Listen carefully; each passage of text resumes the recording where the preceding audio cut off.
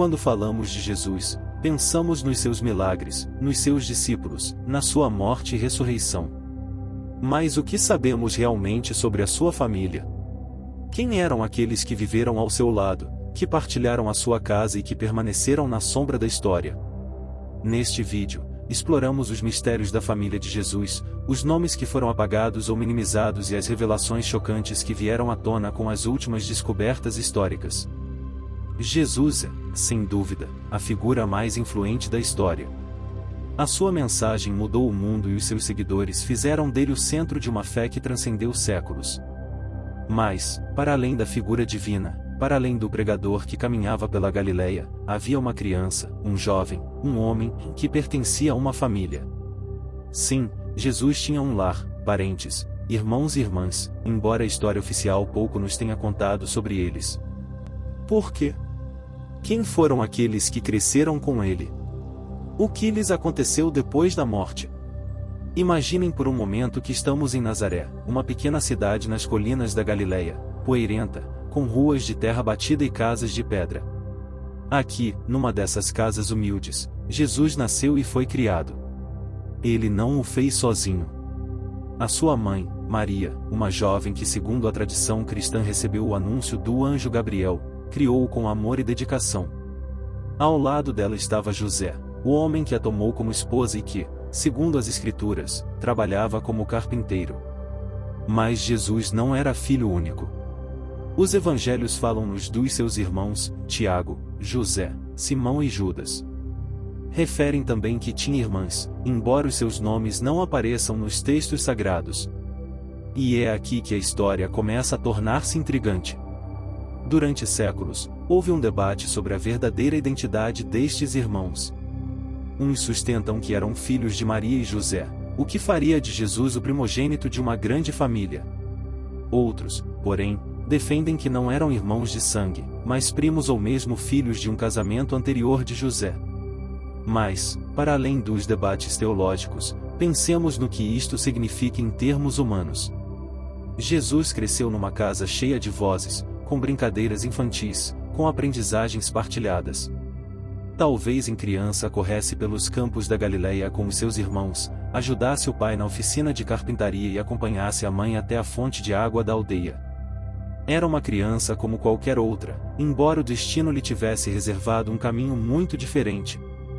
Um dos irmãos mais importantes da história foi Santiago, conhecido como o Justo. O seu papel na história do cristianismo é fundamental, embora nem sempre tenha recebido a relevância que merece. Tiago, segundo os relatos, tornou-se o líder da comunidade cristã em Jerusalém após a morte de Jesus. Enquanto Pedro e Paulo levavam a mensagem para terras distantes, Tiago permaneceu na Cidade Santa, guiando os primeiros seguidores do seu irmão. Mas o seu destino não foi diferente do de Jesus, foi perseguido e, segundo alguns relatos, executado, atirado do pináculo do templo e apedrejado até a morte. Mas voltemos àquela casa de Nazaré. Como foi a infância de Jesus num lar assim? A Bíblia não nos diz muito, mas podemos imaginar através das histórias da época. Nazaré não era uma cidade grande nem rica. Era um lugar modesto, onde a vida era simples e muitas vezes, difícil. As pessoas trabalhavam no campo, na construção civil, no artesanato. As crianças, desde pequenas, aprendiam um ofício. Jesus, como filho de um carpinteiro, passou provavelmente horas a observar o pai esculpir madeira, aprendendo a medir, a cortar, a construir. À noite, a família reunia-se em torno da luz das lamparinas de azeite. Contavam histórias, recitavam a Torá, falavam de Deus e dos tempos difíceis que viveram sob o domínio romano. Talvez, nestas conversas, se tenha começado a formar em Jesus a ideia de um reino diferente, de uma justiça superior, de um amor que transcendia as regras impostas pelos homens. Mas, com o tempo, Jesus seguiu um caminho diferente do da sua família. Um dia, deixou Nazaré e começou a pregar. É interessante notar que, de acordo com os evangelhos, a sua própria família nem sempre o apoiou. Numa passagem do Evangelho de Marcos, disse que os seus irmãos pensaram que ele estava louco, que tinha perdido o juízo. Isto dá-nos uma imagem mais realista e humana do seu meio envolvente. Jesus não era apenas adorado pelos seus seguidores, também enfrentou o ceticismo daqueles que o conheciam desde criança. Entretanto, após a sua morte, alguns dos seus familiares tornaram-se figuras importantes no cristianismo primitivo. A sua mãe, Maria, surge nos relatos como uma figura central entre os primeiros crentes. Tiago, como já referimos antes, liderou a igreja em Jerusalém. Judas, outro dos seus irmãos, é mencionado como o autor de uma das cartas do Novo Testamento. Mas a história de muitas outras pessoas, incluindo as suas irmãs, perdeu-se no tempo. Por quê? Por que sabemos tão pouco sobre a família de Jesus? Alguns historiadores acreditam que, com o tempo, a igreja se quis concentrar na figura divina de Cristo e, nesse processo, o seu ambiente humano foi deixado na sombra. Falar de irmãos poderia lançar dúvidas sobre a doutrina da virgindade perpétua de Maria. Falar de uma linhagem poderia ter criado disputas sobre quem deveria liderar a igreja. Assim, aos poucos, a família de Jesus foi desaparecendo da narrativa oficial. Na história do cristianismo primitivo, há nomes que ficaram gravados na memória da humanidade: Pedro, Paulo, João. Mas há uma personagem que, apesar da sua importância, foi relegada para segundo plano, envolta em mistério e omissão. O seu nome era Tiago, conhecido como *justo*, e de acordo com diversas fontes, não era apenas irmão de Jesus, mas o líder mais influente da primeira comunidade cristã em Jerusalém. Santiago cresceu na mesma casa que Jesus, naquele humilde lar de Nazaré. Podemos imaginar as duas crianças a partilhar risos e brincadeiras, a correr pelos campos da Galileia, aprendendo o ofício do pai. A infância de Santiago foi provavelmente passada à sombra do seu irmão mais velho, um Jesus que, embora não fosse ainda o pregador que mudaria o mundo, certamente já mostrava sinais de uma personalidade profunda e irrequieta. Como é que Santiago via o irmão naqueles anos? Era admiração silenciosa ou rivalidade entre irmãos? A Bíblia não nos dá respostas claras, mas sugere que, a princípio, a família de Jesus tinha dúvidas sobre ele. Quando Jesus iniciou a sua missão, os seus irmãos não foram os seus primeiros seguidores. Marcos 3:21 conta como a sua família pensava que ele estava louco. Imagine-se o quão difícil deve ter sido para Santiago, um jovem educado na estrita tradição judaica, aceitar que o seu próprio irmão afirmava ser o Messias, o Filho de Deus. Deve ter havido um conflito entre o costume e a revolução, entre a religião estabelecida e a nova fé que Jesus pregou. Mas tudo mudou depois da morte de Jesus. Aconteceu algo que transformou Santiago de cético em líder. Algumas fontes sugerem que teve uma experiência mística, uma aparição do seu irmão ressuscitado que o levou a aceitar o seu destino. Seja como for, a verdade é que, depois da crucificação, enquanto os discípulos de Jesus fugiam ou se dispersavam, Tiago assumiu o comando em Jerusalém. Numa cidade conturbada, sob a vigilância do poder romano e a estrita autoridade do Sinédrio, surgiu uma comunidade de seguidores de Jesus que ainda não eram cristãos no sentido em que os conhecemos hoje, mas judeus que acreditavam que o seu mestre era o Messias. Santiago era o líder deles. Nem Pedro, nem Paulo. Segundo o historiador Eusébio de Cesareia, Tiago tinha uma autoridade inquestionável na comunidade. Era respeitado não só pelos seguidores de Jesus, mas também por muitos judeus que o consideravam um homem santo, um líder justo, fiel à lei de Moisés.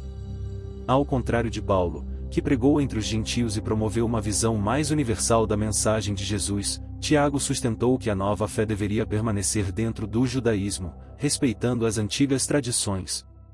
Este conflito entre Tiago e Paulo foi um dos mais importantes nos primeiros anos do cristianismo. Na célebre reunião conhecida como Concílio de Jerusalém por volta do ano 50 d.C., Tiago teve de mediar entre os dois grandes polos do cristianismo nascente, os que acreditavam que os seguidores de Jesus deviam continuar a observar a lei judaica e os, como Paulo, que defendiam que a fé em Cristo era suficiente, sem necessidade de circuncisão ou de outras práticas mosaicas.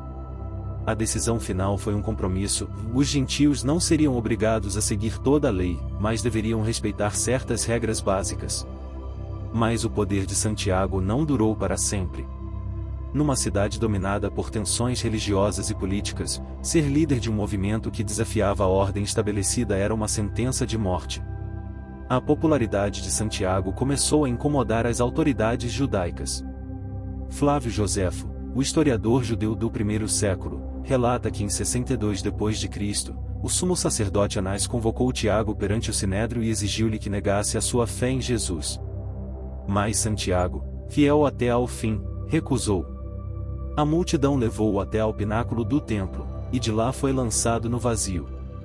Segundo algumas versões, não morreu na queda, pelo que os seus inimigos o cercaram e começaram a apedrejá-lo. Por fim, uma pancada na cabeça com um martelo pôs fim à sua vida. Tiago, o justo, irmão de Jesus, o líder da igreja primitiva, morreu mártir na cidade que tentou liderar.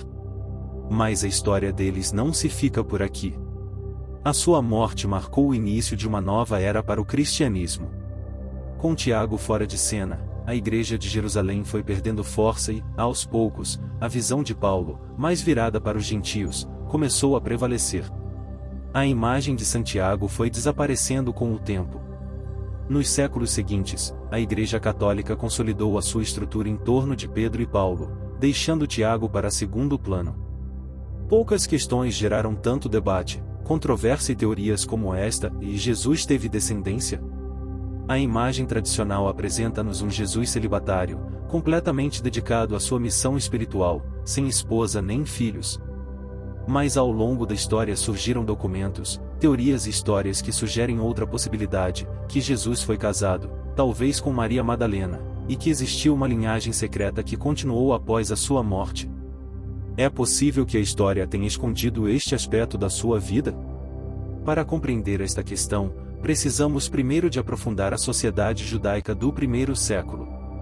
A tradição judaica afirmava que todo homem deveria casar e ter filhos, pois a descendência era vista como uma bênção de Deus. Os rabinos costumavam dizer: aquele que não tem uma esposa vive sem alegria, sem bênçãos e sem bondade. Neste contexto, parece estranho que Jesus, um judeu praticante, não tenha seguido esta norma social. No entanto, os evangelhos não referem em momento algum que Jesus tinha esposa ou filhos. Mas o silêncio não é prova definitiva de que não os tivesse. Alguns investigadores defendem que se Jesus tivesse casado na juventude, não haveria necessidade de o mencionar, porque seria normal e esperado. Outros defendem que a igreja primitiva, ao enfatizar a sua divindade e vida consagrada, pode ter omitido deliberadamente qualquer referência à sua vida familiar. E é aqui que entra em cena a figura de Maria Madalena. Durante séculos, foi apresentada como uma seguidora próxima de Jesus, mas alguns textos apócrifos retratam-na num papel muito mais relevante. O Evangelho de Filipe um texto gnóstico do século III, refere Maria Madalena como companheira de Jesus e refere que ele costumava beijá-la na boca. Embora o documento seja posterior aos acontecimentos e não seja aceite como fonte histórica, alimentou a ideia de que a relação entre ambos ia para além de uma simples amizade.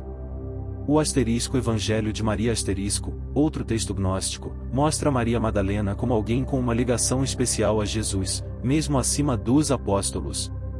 Nele, Pedro expressa o seu desconforto pelo facto de Jesus ter revelado ensinamentos secretos a Maria. Esta cena levou alguns investigadores a questionar-se se Maria Madalena poderia ter sido mais do que uma discípula e uma esposa? A mãe de um filho de Jesus? Mas a teoria mais famosa sobre os descendentes de Jesus surgiu nos tempos modernos com o livro Santo Graal e a Linhagem Sagrada publicado em 1982. Os seus autores propuseram que Jesus e Maria Madalena tiveram um filho e que a sua linhagem continuou em França, dando origem à dinastia merovíngia. Esta ideia, embora fascinante, baseia-se mais em especulações do que em provas sólidas. Ainda assim, inspirou Dan Brown a escrever Código da Vinci que popularizou a noção de uma linhagem secreta de Jesus protegida por sociedades ocultas como o Priorado de Sião. Além dos romances e das teorias da conspiração, alguns historiadores procuraram provas em textos antigos. Um papiro encontrado em 2012, conhecido como Evangelho da Esposa de Jesus contém uma frase em que Jesus diz: "e minha esposa". No entanto, Este documento tem sido muito questionado e muitos acreditam que se trata de uma falsificação moderna. Mas se Jesus tivesse tido filhos, o que lhes teria acontecido? Jerusalém no primeiro século era um lugar perigoso, especialmente para qualquer pessoa associada a Jesus após a sua execução. É possível que, se houvesse descendentes, os seus familiares fugissem para se protegerem. De facto, há registros de que alguns familiares de Jesus, como os seus sobrinhos, foram perseguidos pelos romanos décadas mais tarde. Por outro lado, algumas linhagens medievais na Europa alegavam descendência de Jesus. No século IV, o historiador Eusébio de Cesareia referiu que certos descendentes da família de Jesus ainda estavam vivos na época do imperador Domiciano. Isto sugere que houve pelo menos algum reconhecimento de que a sua família continuou depois dele. Poucas figuras na história foram tão enigmáticas e debatidas como Maria Madalena. Durante séculos, a sua imagem esteve envolta em mistério, transformando-se ao longo do tempo de uma seguidora fiel numa personagem quase lendária. Para alguns, era simplesmente uma discípula próxima de Jesus. Para outros, desempenhou um papel muito mais importante, talvez até familiar. Quem foi realmente Maria Madalena? Por que é que a sua figura foi tão distorcida? E, o mais intrigante, que ligação real tinha ele com Jesus? Para responder a estas questões, temos primeiro de recuar até ao primeiro século, às terras da Galiléia e da Judéia, onde a história de Jesus e do seu movimento começaram a ganhar forma. Maria Madalena surge nos evangelhos como uma das suas mais leais seguidoras, mas o interessante é que não nos é dito muito sobre a sua origem.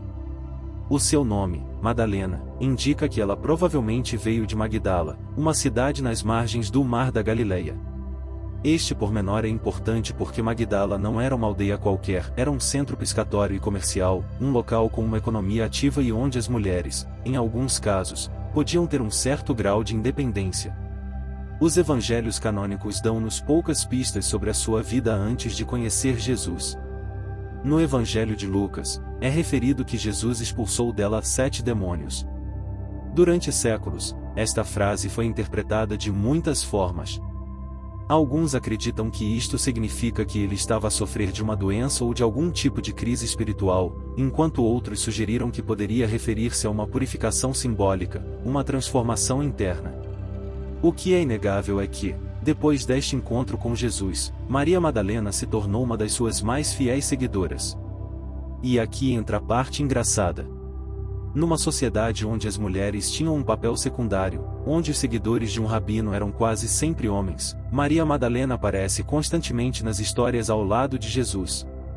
De facto, os evangelhos mencionam-na mais vezes do que muitos dos apóstolos. Disse que viajou com ele e com os seus discípulos, que esteve presente em momentos cruciais do seu ministério e, mais importante, que nunca o abandonou. Quando Jesus foi preso, os seus seguidores mais próximos, incluindo Pedro e os outros discípulos, fugiram com medo. Mas Maria Madalena estava ali, de pé, junto à cruz, a testemunhar a sua agonia. Este pormenor é fundamental, pois no mundo antigo, testemunhar a morte de alguém era uma prova de lealdade e amor inabalável. Mas o seu papel não se ficou por aqui. Segundo os evangelhos, foi a primeira pessoa a ver Jesus ressuscitado. Enquanto os discípulos ainda estavam escondidos, Maria Madalena foi ao túmulo e encontrou-o vazio. No Evangelho de João, é-nos dito que Jesus lhe apareceu e a chamou pelo nome e Maria. Nesse momento, reconheceu-o e, segundo reza a história, foi incumbida de ir anunciar a sua ressurreição aos outros. Por esta razão, ela foi chamada a apóstola dos apóstolos. Mas então, se o seu papel era tão importante, por que é que a sua história foi minimizada ao longo do tempo? A partir do século IV, a imagem de Maria Madalena começou a transformar-se. A Igreja, numa tentativa de reforçar uma visão mais patriarcal do cristianismo, reduziu o seu papel. Em 591, o Papa Gregório Magno identificou-a erradamente com a pecadora que ungiu os pés de Jesus, confundindo a sua história com a de outras mulheres mencionadas nos evangelhos. Assim nasceu a imagem de Maria Madalena como uma prostituta arrependida, uma visão que não tinha qualquer base nos textos originais. Mas o mais interessante é que, fora dos evangelhos canônicos, há textos que sugerem que a sua relação com Jesus pode ter sido ainda mais próxima. Nos evangelhos gnósticos, como o Evangelho de Filipe e o Evangelho de Maria ela é mostrada como alguém com um conhecimento especial, alguém que compreendia melhor os ensinamentos de Jesus do que os outros discípulos. No Evangelho de Filipe é mesmo referido que Jesus a beijou na boca e que os outros discípulos ficaram com ciúmes da relação que ela tinha com ele. Isto levou muitos a questionar-se, e Maria Madalena era apenas uma discípula ou haveria algo mais entre ela e Jesus? Durante séculos, alguns sustentaram a teoria de que ela poderia ter sido sua esposa ou companheira. Na tradição judaica do primeiro século, era invulgar um rabino ser solteiro e, se Jesus o fosse, a sua esposa não teria sido uma figura secundária. Poderá Maria Madalena ter sido a sua companheira num sentido mais profundo, alguém que partilhou não só a sua mensagem, mas também a sua vida pessoal? Por outro lado, se ele era realmente tão importante, por que é que a sua história foi silenciada? Alguns acreditam que o seu papel como líder feminina dentro do movimento de Jesus ia contra a estrutura que a igreja posterior tentou estabelecer, onde os homens estavam no controle. Reconhecer Maria Madalena como uma figura-chave significaria aceitar que as mulheres desempenharam um papel mais relevante nos primeiros anos do cristianismo do que nos foi dito. A história do cristianismo que chegou até nós através dos séculos está repleta de mistérios, omissões e silêncios.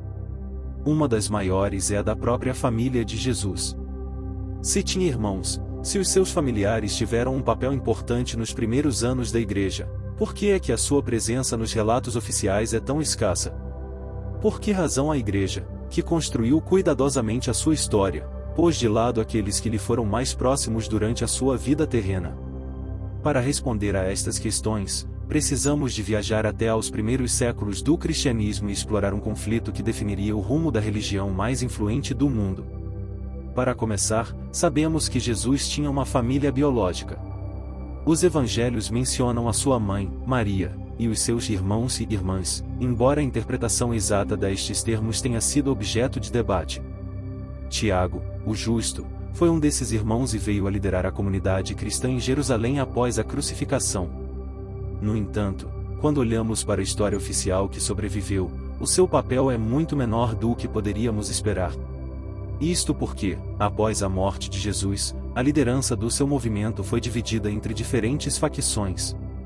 Por um lado, estava Tiago, que liderava a igreja em Jerusalém e representava uma visão do cristianismo ainda profundamente enraizada na tradição judaica. Para Tiago e os seus seguidores, Jesus era o Messias prometido, mas a sua mensagem tinha de se manter dentro do judaísmo e respeitar a lei de Moisés. Em oposição a esta visão veio Paulo, que levou o cristianismo para além das fronteiras judaicas e abriu as suas portas aos gentios. Este choque de visões foi crucial. A facção de Tiago representava um cristianismo com raízes judaicas, enquanto a facção de Paulo defendia uma nova religião, separada do judaísmo, com uma teologia centrada na fé em Cristo como Filho de Deus. Embora tenham coexistido nos primeiros anos, com o passar do tempo prevaleceu a versão paulina. E foi aí que a família de Jesus começou a desaparecer na história. O primeiro golpe deu-se com a destruição de Jerusalém em 70 d.C. Os romanos arrasaram a cidade e com ela desapareceu grande parte da comunidade cristã judaico-cristã.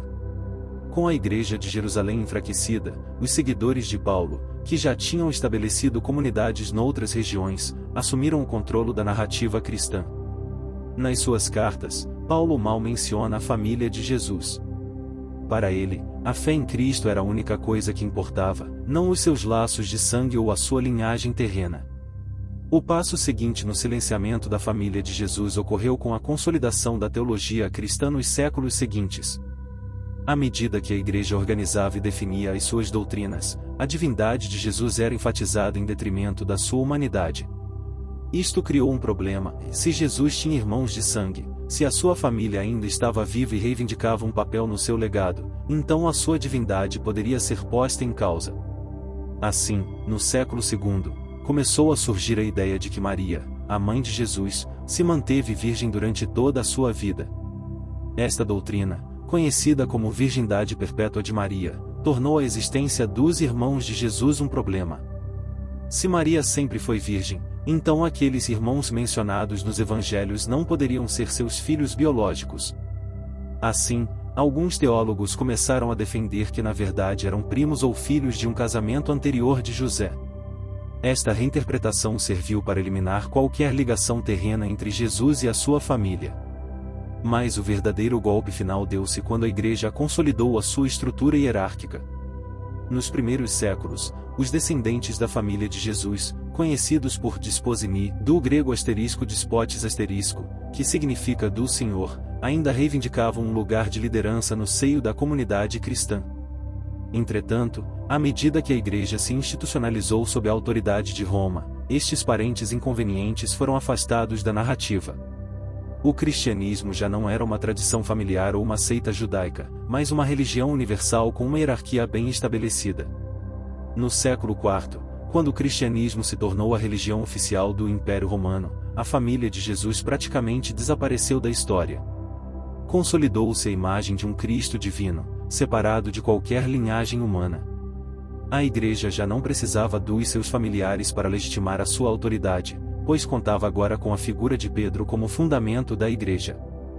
A história de Judas Iscariotes, sem dúvida, uma das mais negras e controversas do cristianismo.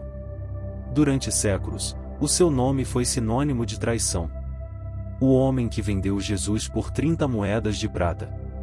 O discípulo que, com um beijo, entregou o seu mestre às autoridades romanas, condenando-o à cruz.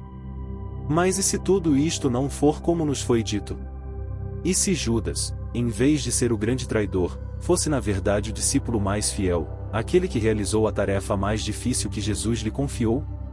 Para compreendermos esta história, precisamos de recuar a uma descoberta que abalou o mundo religioso e acadêmico em 2006, a descoberta do Evangelho de Judas, um manuscrito antigo que apresenta uma versão completamente diferente dos acontecimentos.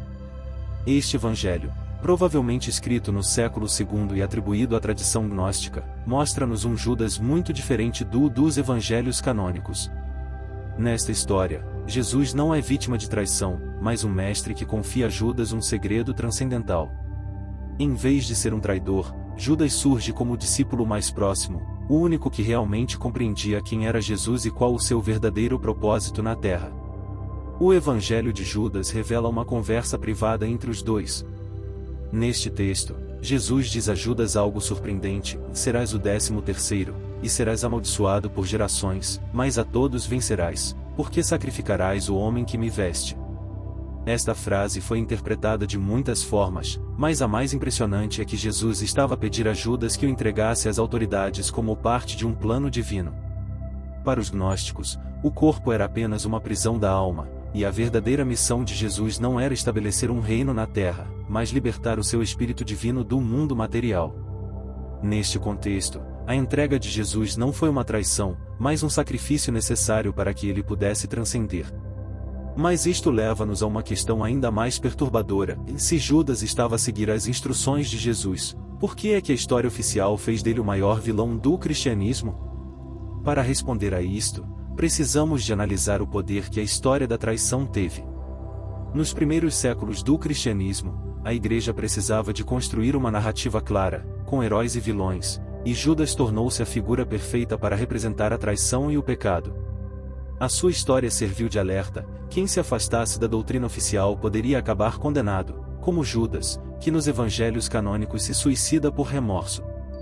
No entanto, o Evangelho de Judas deixa-nos com um pensamento perturbador: e se a história fosse manipulada para servir uma agenda específica? E se Judas não fosse o traidor que nos foi ensinado, mas o discípulo que teve de suportar a missão mais difícil de todas? Se isto for verdade, então toda a visão do cristianismo pode mudar. Judas não seria o vilão, mas sim o herói desconhecido, aquele que fez o que mais ninguém se atreveu a fazer. Ao longo da história, a figura de Judas foi demonizada, mas também reinterpretada. Em algumas tradições místicas, disse que sem Judas não haveria crucificação, e sem crucificação não haveria redenção. Ou seja, Judas não destruiu o plano de Deus, mas tornou-o possível. Imagine estar na última ceia com Jesus e os seus discípulos. É um momento tenso, cheio de incertezas. Jesus acaba de anunciar que um deles o vai trair e que o seu fim está próximo. Todos se olham com medo, mas há um que está mais perto do que os outros. Um discípulo que, segundo o Evangelho de João, se encosta ao peito de Jesus, demonstrando uma proximidade que não é referida com mais nenhum seguidor. Esta personagem enigmática é conhecida como Asterisco, o discípulo amado Asterisco. Mas quem era ele realmente? Durante séculos, teólogos, historiadores e acadêmicos debateram a identidade deste misterioso seguidor de Jesus. A versão mais tradicional, aquela que foi aceite pela maioria das igrejas cristãs, diz que o discípulo amado é João, filho de Zebedeu, autor do quarto evangelho. Mas aqui está algo curioso: em nenhum lugar dos evangelhos é mencionado explicitamente que João é o discípulo amado. A sua identidade é um mistério, uma sombra na narrativa do Novo Testamento que levou a diversas teorias. Alguns acreditam que se trata de uma forma de modéstia, que John simplesmente evitou mencionar a si próprio diretamente. Mas outros sugerem algo mais intrigante, que o discípulo amado não era João, mas alguém mais próximo de Jesus, alguém cuja identidade foi deliberadamente ocultada. Uma das teorias mais fascinantes é a de que o discípulo amado era na verdade Tiago, irmão de Jesus. Sim, o seu próprio irmão. Nos tempos antigos, a família era o núcleo mais forte de qualquer comunidade, e é difícil imaginar que Jesus não tivesse uma relação especial com os seus próprios irmãos. Além disso, após a sua morte, Tiago tornou-se o líder da igreja de Jerusalém, o que indicaria uma relação muito próxima com a sua mensagem e missão. Outra teoria ainda mais controversa é a de que a discípula amada era Maria Madalena. Há quem sustente que as menções ao discípulo amado eram uma forma de esconder a importância de uma figura feminina na história de Jesus. Maria Madalena é descrita como uma seguidora muito próxima de Jesus, presente em momentos importantes da sua vida, incluindo a crucificação e a ressurreição. Se ela fosse a discípula amada, isso explicaria por que é que a sua figura foi minimizada nos textos oficiais e por que é que nos evangelhos apócrifos aparece com um papel muito mais relevante. Mas há mais uma teoria que desafia todas as outras: e se o discípulo amado não fosse uma pessoa real, mas um símbolo? Alguns estudiosos acreditam que o Evangelho de João utilizou esta figura como uma representação do seguidor ideal de Jesus, alguém que compreendeu a sua mensagem de amor e dedicação de uma forma mais profunda do que os outros. Nesta interpretação, o discípulo amado não seria uma figura histórica, mas um modelo para todos os crentes. Então, quem era realmente o discípulo amado? João Evangelista? Santiago, o seu irmão? Maria Madalena, a sua companheira mais fiel? Ou talvez uma figura simbólica criada para transmitir uma mensagem? A resposta, como muitas outras na história de Jesus, permanece na sombra, à espera de ser descoberta. Mas o que é claro é que esta personagem teve uma importância crucial na sua vida, ao ponto de ser mencionada nos momentos mais significativos.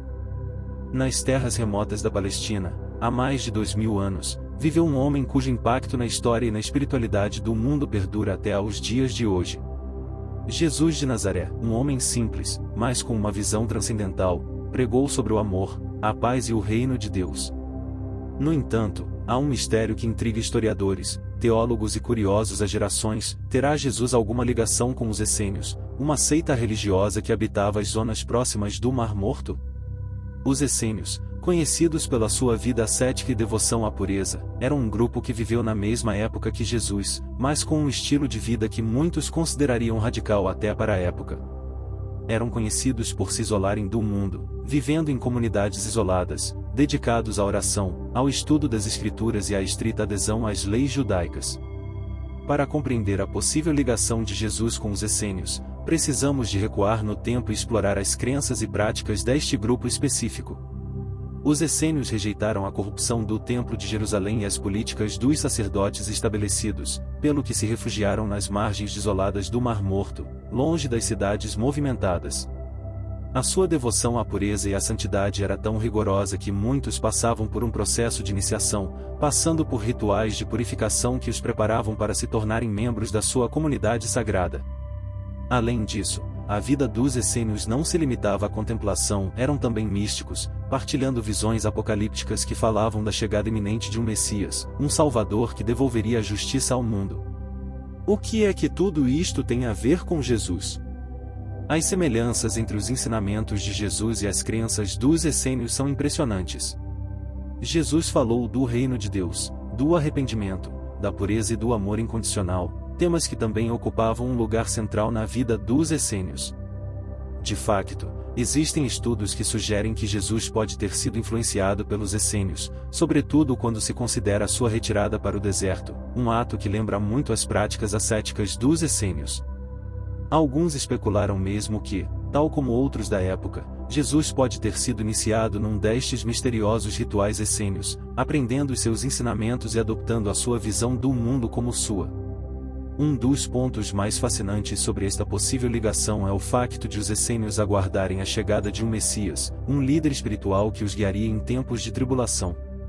A chegada de Jesus, com a sua mensagem revolucionária de amor e salvação, está alinhada com esta expectativa. Alguns textos antigos, como os manuscritos do Mar Morto, revelaram profecias e passagens que parecem referir-se a um Salvador ou líder que traria a libertação espiritual. É interessante notar que algumas destas passagens podem ter sido interpretadas pelos essênios como referências à figura de Jesus, sugerindo que a sua mensagem de esperança e redenção não estava assim tão distante do que era esperado nas comunidades essênias. Além disso, há quem acredite que Jesus pode ter tido contato direto com os essênios, uma vez que a sua vida e ensinamentos refletem muitas das práticas e crenças dos essênios. Há relatos de que João Batista, que foi uma figura importante na vida de Jesus, viveu perto do Mar Morto e pode ter tido ligações com este grupo. As águas do Rio Jordão, onde Jesus foi batizado, podem também ter sido um ponto de encontro entre estes dois mundos espirituais, o dos essênios e o de Jesus. O ato do batismo no rio, um ritual de purificação e renovação, pode ter sido um símbolo de união com os ensinamentos essênios, que também consideravam a água um meio de limpeza espiritual. No entanto, apesar das ligações óbvias, não há provas conclusivas de que Jesus fosse um essênio no sentido estrito. A sua mensagem, embora semelhante em alguns aspectos à dos essênios, também rompeu com algumas das suas normas e expectativas. Enquanto os essênios eram muito rigorosos na sua vida separada do mundo, Jesus relacionava-se com os marginalizados, os pecadores e os desprezados, algo que surpreendeu aqueles que esperavam um Messias mais tradicional e exclusivo. Este contraste entre a vida isolada e comunitária dos essênios e a vida aberta, inclusiva e radical de Jesus pode ser uma das razões pelas quais alguns estudiosos pensam que Jesus não se alinhou totalmente com os essênios. Ao longo deste vídeo, viajamos pelos recantos mais escondidos da história de Jesus e do seu círculo mais próximo. Exploramos segredos enterrados há séculos, histórias que desafiam a versão oficial e questões que permanecem sem resposta. Quem eram realmente os membros da sua família? Qual o papel de Maria Madalena na sua vida? Judas era um traidor ou o discípulo mais fiel? Por que é que a igreja silenciou tantas histórias? Cada uma destas questões levou-nos a descobrir que a história, longe de ser uma história fixa e imutável, é como um puzzle com peças que foram escondidas, censuradas ou manipuladas ao longo do tempo. Mas eis o mais interessante, a história não diz apenas respeito ao que nos foi contado, mas também ao que nos foi escondido. E é aí que começa a nossa verdadeira missão. Porque quanto mais nos aprofundamos nestes mistérios, mais claro se torna que a versão que aprendemos não é a única. Existem documentos esquecidos, evangelhos perdidos, escritos proibidos e descobertas arqueológicas que podem mudar completamente a nossa compreensão dos acontecimentos que moldaram a fé e a civilização tal como as conhecemos. A história de Jesus e da sua família é apenas uma das muitas histórias escondidas nas sombras. Que outros segredos nos deixou o passado? Que verdades foram silenciadas ao longo dos tempos? É isso que continuaremos a descobrir juntos. Se este vídeo fez pensar, se o deixou com mais perguntas do que respostas, então atingimos o nosso objetivo. Porque é isso que realmente importa, e abrir a mente, questionar a ordem estabelecida e continuar em busca da verdade. E se quiser continuar a aprofundar estes mistérios, este canal é o lugar perfeito para isso. Por isso, não se esqueça de gostar deste vídeo, porque isso ajuda-nos a fazer com que mais pessoas o descubram. E se ainda não está subscrito, subscreva o canal e ative o sininho para não perder os próximos vídeos. Acredite, o que está para vir será ainda mais surpreendente. Obrigado por ter chegado até aqui. Vemo-nos no próximo vídeo, onde continuaremos a desvendar os segredos que a história tentou esconder. Até breve!